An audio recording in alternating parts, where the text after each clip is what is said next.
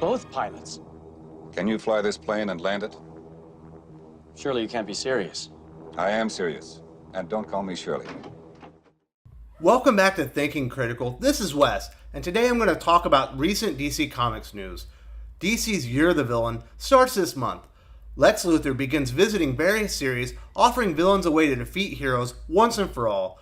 The event culminates in a battle between good and evil in November, when one side will win, writer Scott Snyder said. And that will all propel the biggest story we've told, at least in my time in DC, from December through spring 2020.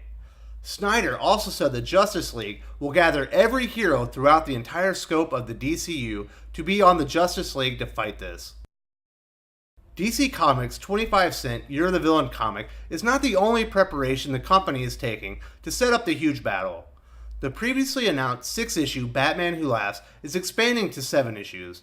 This alternate reality version of Batman was first introduced in the Dark Knight's Metal miniseries as a Batman transformed into an immoral villain through exposure to Joker toxin. Batman Who Laughs number 7 segues into the upcoming new Batman-Superman series featuring Batman Who Laughs and an all-new Secret Six. Civil War II artist David Marquez signed an exclusive contract with DC after 5 years at Marvel.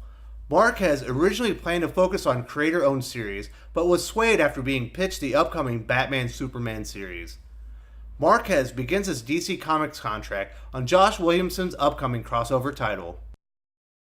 The all-new Batman-Superman ongoing launches in August to battle a new Secret Six led by the Batman Who Laughs. We discover, through the Batman Who Laughs series, that the Batman Who Laughs have been working on this massive plan since Metal. What it is, he has sleeper agents throughout the DC universe.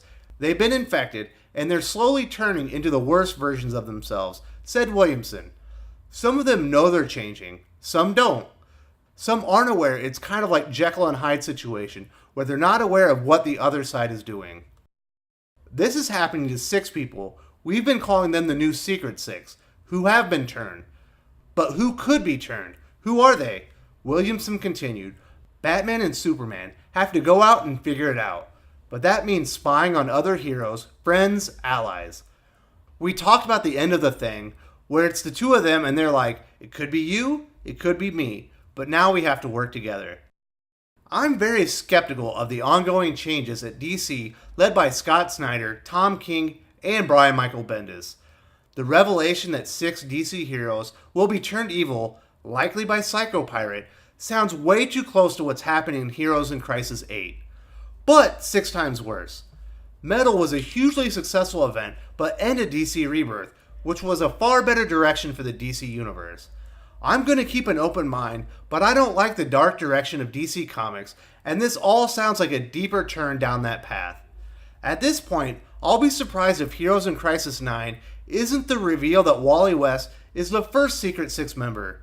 We know that King's original story was heavily altered, I believe, to kick this new direction in DC Comics into high gear. DC Comics, led by Detective Comics 1000, Grim Knight 1, and Doomsday Clock 9, dominated the top 10 comics sold for March. In all, DC held 6 of the top 10 slots. Despite producing 33% less titles, DC also led the dollar share of the market, thanks in very large part to Detective Comics 1000's $10 cover price. DC's performance also led a 13% dollar sold increase over March 2018, but units shipped are down just under 2%. Marvel maintains a slight market share over DC despite shipping 99 titles compared to DC's 66. Marvel's flood the market strategy maintains their false market leader status. DC is outselling Marvel title for title and are dominating the top 5 comics shipped month after month. DC releases collections of Jeff Johns and Gary Frank's Doomsday Clock in 2 parts beginning in October. Doomsday Clock Part 1 collects issues 1 through 6.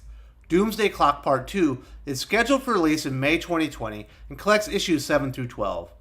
The sequel to Alan Moore and Dave Gibbons' seminal Watchmen is a critical and financial success. Readers waiting for the trades are looking smarter every month. Doomsday Clock has been maligned by delays and was originally scheduled to complete in December 2018.